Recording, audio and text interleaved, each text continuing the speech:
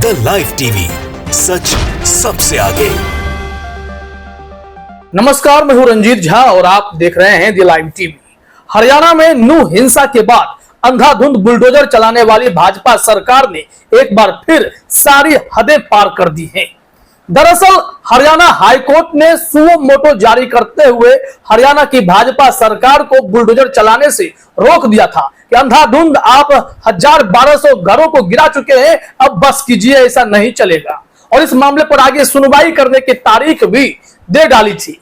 लेकिन इस वक्त एक बड़ी खबर सामने आई है कि भाजपा सरकार ने उन जजों का ट्रांसफर कर दिया है जो इस मामले की आगे सुनवाई करते, जिन्होंने मुसलमानों के घरों पर बुलडोजर चलाने की कार्रवाई पर रोक लगा दी थी। इस मामले में आप अपने स्क्रीन पर एक खबर देखिए, जर्नो मिरर ने ही लिखा है। इसमें दोनों जजों की तस्वीर भी है और बुलडोजर के भी फोटो लगे हुए हैं। नूह में मुसलमानों के घरों पर बुलडोजर की कार्रवाई पर रोक लगाने वाले हरियाणा हाईकोर्ट के जज जस्टिस जीएस संधावालिया और जस्टिस हरप्रीत कौर को अगली सुनवाई से पहले हटाया। इस फैसले के बारे में क्या राय हो सकती है? क्या हरियाणा में जो हिंसा हुई वो सुनियोजित थी? क्या जानबूझकर दंगे कराए गए थे? अगर नहीं तो फिर इन जजों को क्यों हटाया गया है? इसका जवाब क्या है? भाजपा सरकार कार्यपालिका में तो जो मनमानी कर रही है कर ही रही है, लेकिन न्यायपालिका में भी यही दौर चल पड़ा कि चुनाव आयुक्त पसंद नहीं आएंगे तो इस वजह से सीजेआई को ही हटा देना, क्योंकि सीजेआई तो रंगा डालेंगे। अब यहां देखिए कि यह जो मामला आया है कि हरियाणा हाईकोर्ट के जजों का ही तबादला कर दिया गया, क्यों हटा दिया गया है, यह बहुत बड़ा सवाल है। यह निर्णय क्या जानबूझकर लिया गया है? लोग पूछ रहे हैं, देश पूछ रहा है कि हरियाणा में जो हिंसा हुई क्या उसमें किसी का हाथ था?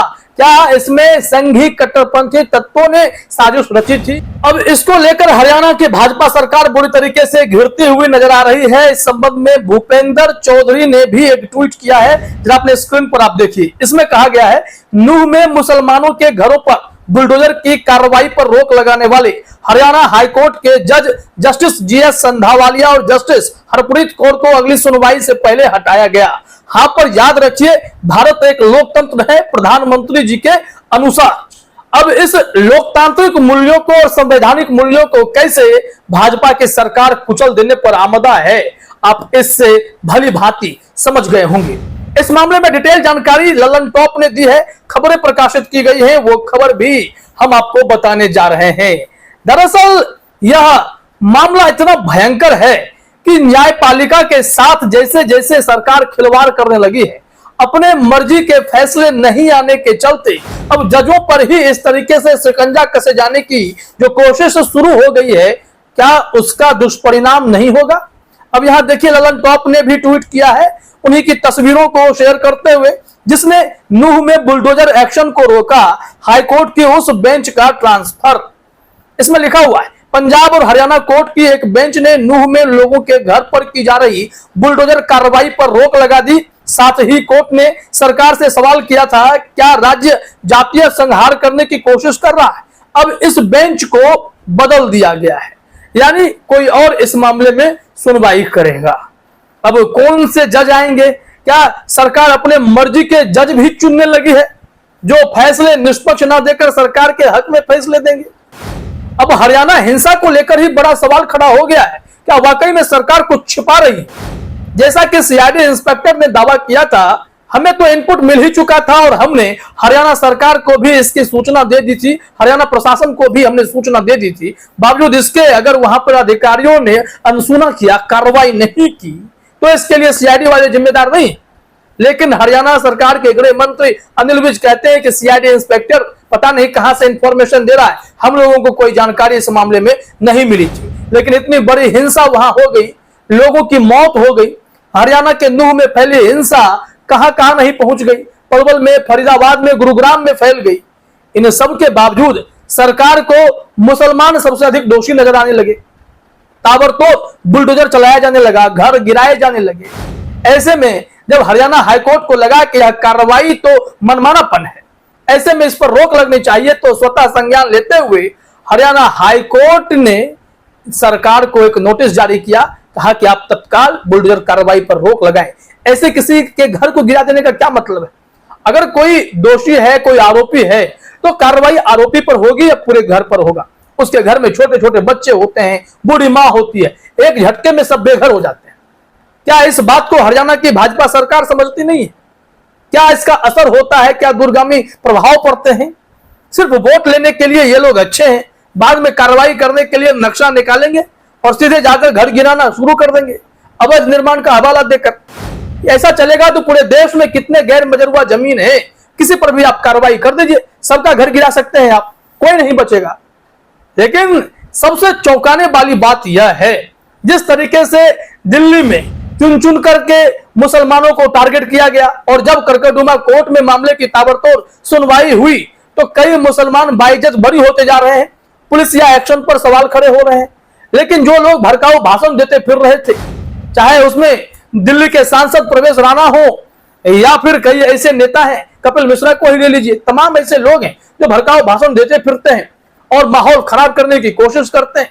इन सब पर कितनी कार्रवाई होती है उसे तो दुनिया देख रही है। लेकिन मुसलमानों को जबरदस्ती जेल में डाल देना, घरों से उठा ले जाना और फिर जब साल 2 साल जेल में वो सब रहते हैं, कोर्ट की सुनवाई आगे बढ़ती है तो पुलिस के पास ना कोई सबूत होता है, ना कोई गवाह होता है और सबको बाइज्जत बरी करना पड़ रहा है। अदालत ने दिल्ली पुलिस को कड़ी फटकार भी लगाई है। पता नहीं इस हिंसा से इन लोगों को मिलता क्या है। आइए जरा खबर में देखते हैं। ललन टॉप ने लिखा है, लाइव लॉ की एक रिपोर्ट के मुताबिक 10 अगस्त की देर रात हाईकोर्ट के इस बेंच को बदल दिया गया। बेंच एक दिन बाद यानी 11 अगस्त को ही इस मामले की फिर से सुनवाई करने वाली थी। इससे पहले ही बेंच का ट्रांसफर हो गया है। इसमें जस्टिस जीएस संधावालिया और जस्टिस हरप्रीत कौर जीवन शामिल हैं। अब जस्टिस अरुण पल्ली और जस्टिस जगमोहन बंसल की बेंच इस मामले की सुनवाई करेगी। अब देखिए क्यों बदला गया। क्या उन जजों ने आदेश जारी किया, हरियाणा सरकार के इस मनमानेपन पर रोक लगा दी, इस कारण से इतनी बड़ी कार्रवाई कर दी गई? इन लोगों को कैसे नहीं सुनना है, केस ट्रांसफर कीजिए। क्या ऐसे हमारी न्यायपालिका काम कर पाएगी? क्या हमारी न्यायपालिका खुलकर सांस ले पाएगी? जो समाज में गलत हो रहा है, अन्याय हो रहा है, तो न्याय देने का काम ही तो कोर्ट्स का होता है। लेकिन यहां क्या हो रहा है? अदालतों पर अब चल रहा है जोर जबरदस्ती, मनमानापन। जब मर्जी जज बदल देंगे, जब मर्जी होगा हम सीजेआई चंद्रचूड़ को चुनाव आयोग के उस कमेटी से बाहर कर देंगे, जब मर्जी होगा दिल्ली की चुनी हुई सरकार पर ब्यूरोक्रेसी के हवाले से कमजोर कर देंगे मुख्यमंत्री को। इस तरीके से तो देश चल रहा है। इसे ही तानाशाही कहते हैं और किसे कहते हैं। अब देखिए इसमें क्या बताया गया है कि जस्टिस जीएस संधावालिया और जस्टिस हरप्रीत कौर जीवन की बेंच ने हरियाणा सरकार से पूछा था कि जिन इमारतों पर बुलडोजर चलाया जा रहा है क्या वो किसी एक खास समुदाय के लोगों की है? क्या सरकार कानून व्यवस्था की आड़ में ऐसा कर रही है? हाईकोर्ट ने हरियाणा सरकार को एक नोटिस भी जारी किया था। कोर्ट ने इसे जारी करते हुए अपने आदेश में कहा था, मुद्दा यह भी है कि क्या कानून व्यवस्था की आड़ में किसी एक खास समुदाय की इमारतों पर बुलडोजर चलाया जा रहा है और क्या राज्य सरकार जातीय संहार की कोशिश कर रही है? जातीय संहार को अंग्रेजी में एथनिक क्लींजिंग कहा जाता है। समझ रहे हैं आप? क्या एथनिक क्लींजिंग करने की कोशिश हरियाणा में हो रही थी? अगर हिंसा भड़केगी तो टारगेट मुसलमानों को किया जाएगा ताकि हिंदुओं के वोट बैंक को हथियाया जा सके, उन्हें बरगलाया जा सके। देश भर में मणिपुर हो, हरियाणा हो, मिजोरम हो, इस तरीके से हिंसा भड़काने की जो कोशिश हो रही है उसका असर क्या पड़ता है, आम लोगों की जिंदगी कितनी प्रभावित होती है। ऐसे में अगर न्यायपालिका एक्शन ले तो जजों को ही तबादला कर दिया जाएगा। हैरानी होती है सरकार के इस मनमानेपन पर।